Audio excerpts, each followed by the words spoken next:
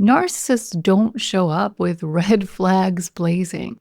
They show up with charm, connection, and a kind of closeness that almost feels healing. And that's what makes the crash so disorienting. But none of this happens by accident.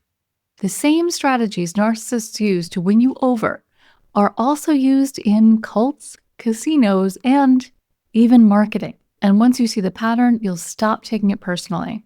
And that's where your power comes back. Welcome to the Common Ego community. My name is Christina, and I'm a toxic relationship recovery coach. And if you think you've been in a relationship with a narcissist, I have a free checklist that can help you see how your experience stacks up with the typical phases of narcissistic abuse. There's a link for that in the description. So let's dive into the first way narcissists win you over just to tear you down. And that is, they mirror you so you'll instantly trust them. So it starts off subtle. Maybe they recognize something in you right away. Your worldview, your humor, even the way you describe your past. And they say things that make you feel deeply understood. When they mention a shared interest or experience, it doesn't feel like a coincidence. It feels like alignment. For someone who's felt misunderstood or dismissed in the past, that kind of resonance feels like medicine. But here's what's really happening. They're reflecting you back to yourself. Not because they share your values, but because they've picked up on what makes you feel safe and validated, and they're performing it. In social psychology, this is called identity mirroring. And while it's not always manipulative, most people do some version of this when they're trying to connect. In the hands of a narcissist, it becomes a tool, not for connection, but for control. You see, they love this tool because it speeds up intimacy. And it helps you, in turn, lower your guard. And the trick is you think you're falling in love with them, but you're not falling in love with them. You're falling in love with how you feel around them. And that's the setup. Once they've secured your attachment, the mirroring fades, sometimes suddenly. And they react to you with indifference, judgment, or subtle contempt.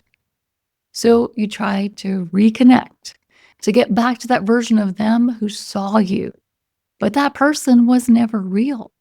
They were a mask, a reflection designed to draw you in. And now that they have you, they don't need the mirror anymore. So another way narcissists draw you in just to let you down is, well, they love bomb you, and then they make you chase it. So they give it away freely, and then it's something that you're scrambling just to get crumbs.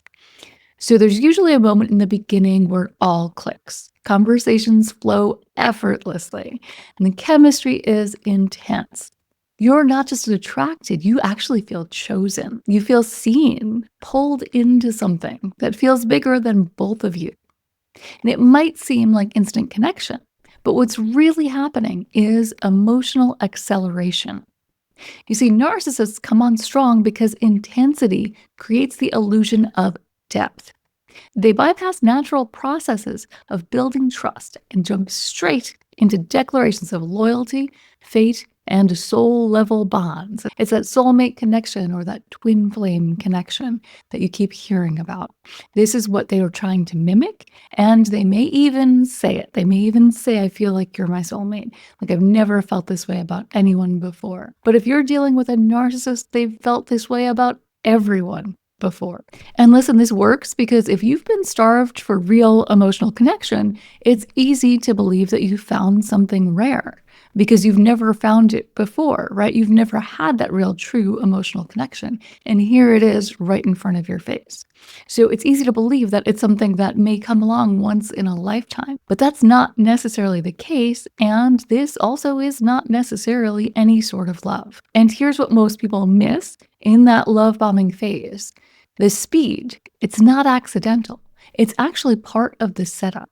You see, your brain records that emotional high and stores it as a baseline.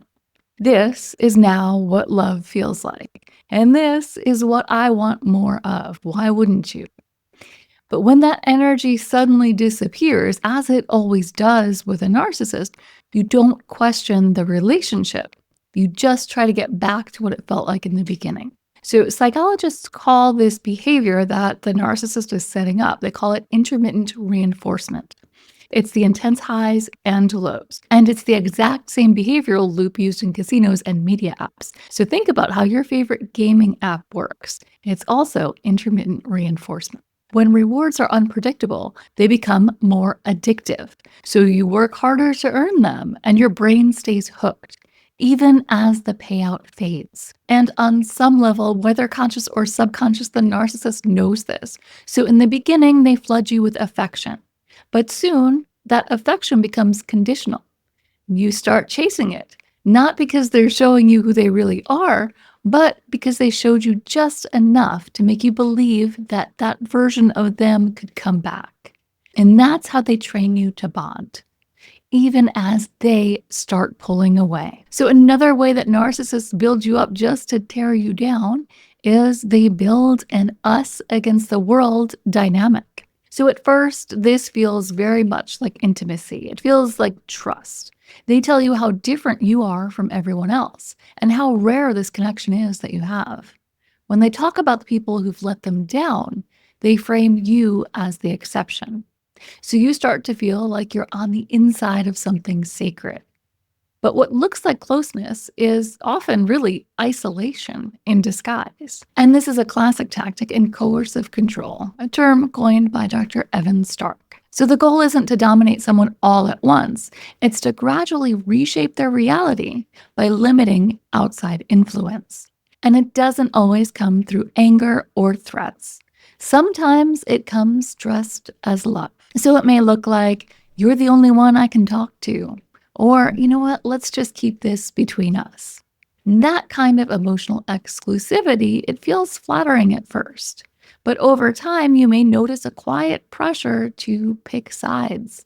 Maybe they start planting seeds of doubt about your friends or family. Or maybe they take issue anytime you're doing anything or you're giving attention to someone who's not them. And because you care about them, you try to be more loyal, more understanding. And that loyalty that you so willingly give over becomes the trap that keeps you stuck. And the more isolated you feel, the more you rely on them for support. And of course, once they've positioned themselves as your only safe person, it's a whole lot easier for them to distort the narrative about the relationship, about the past, even about you. And eventually you realize you've stopped reaching out to people. And not because they pushed everyone away directly, but because they made you feel like no one else could possibly understand. They made you feel like you couldn't talk about things that were happening in your relationship, even though you desperately wanted to or needed to. So there are definitely layers of danger here. Isolation in general, at any time, no matter how it happens, is dangerous.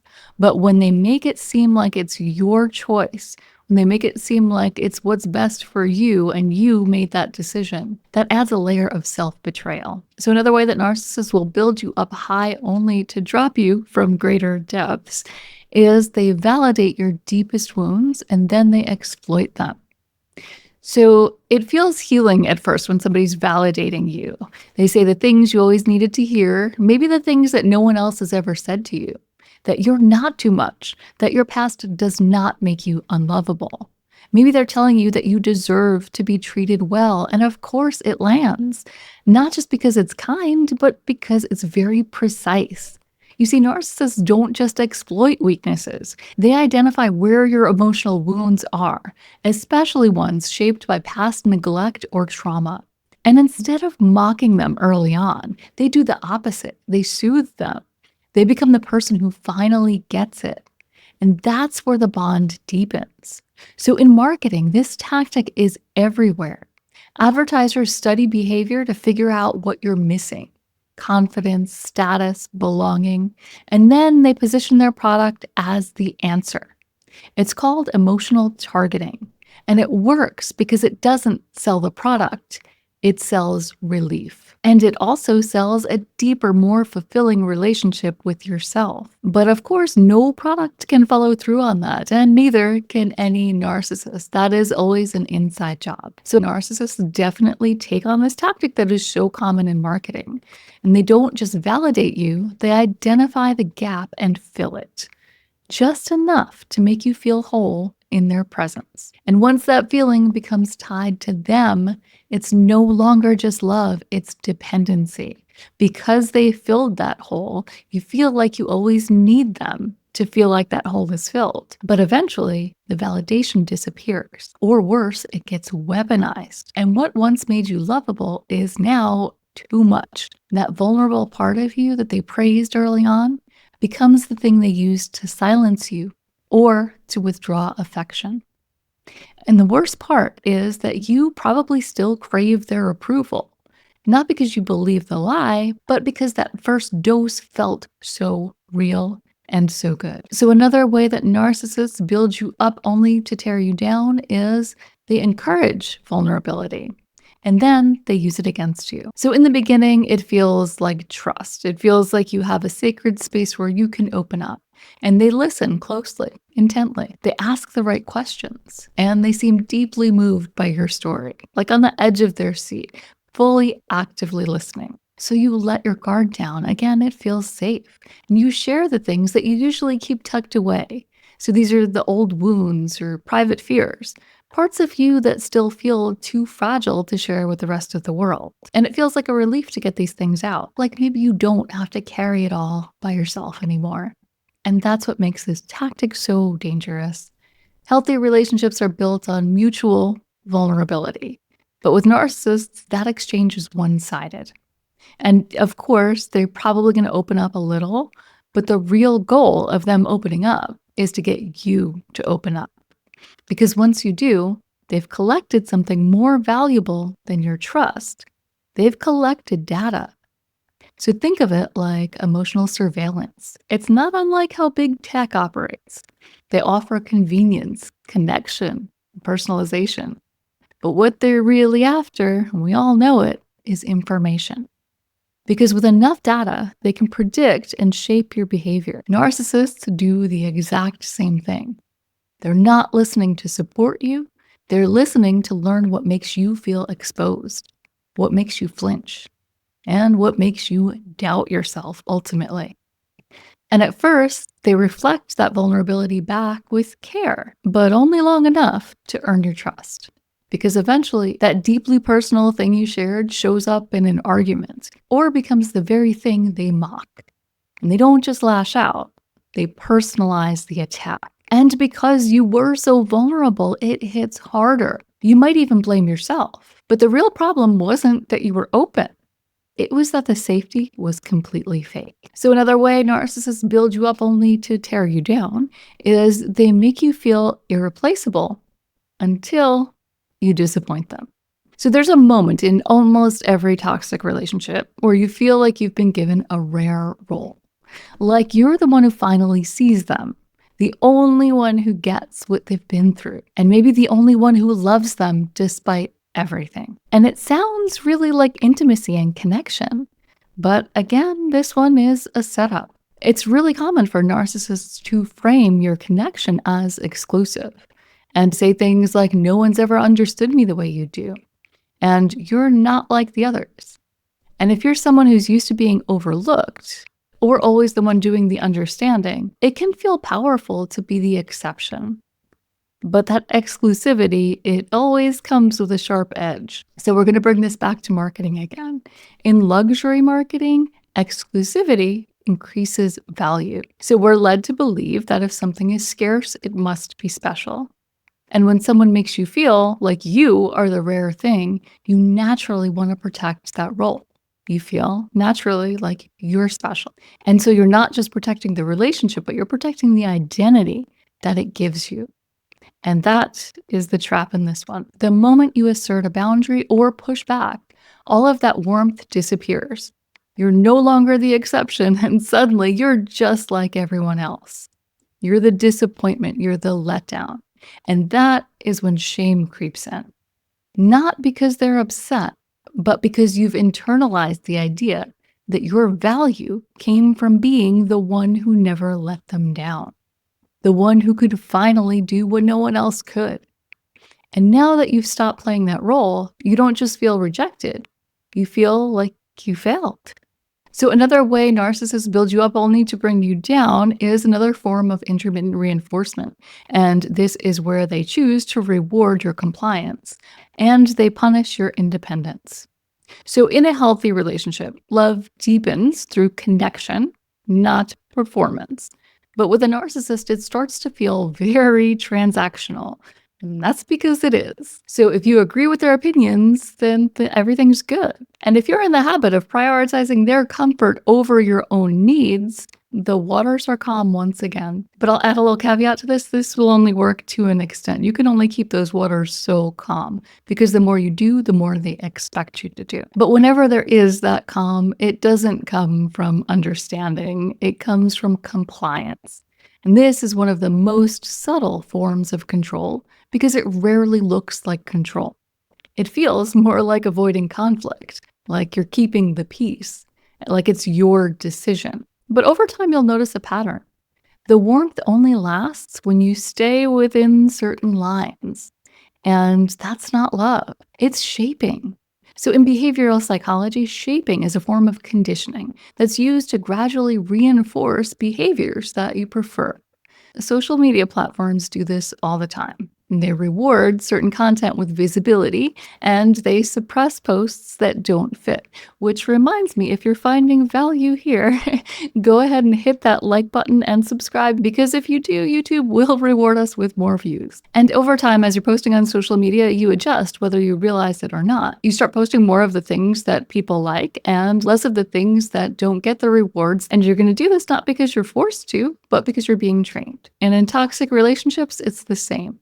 You find yourself walking on eggshells, not because of the overt threats, but because of the emotional withdrawal that follows any act of independence.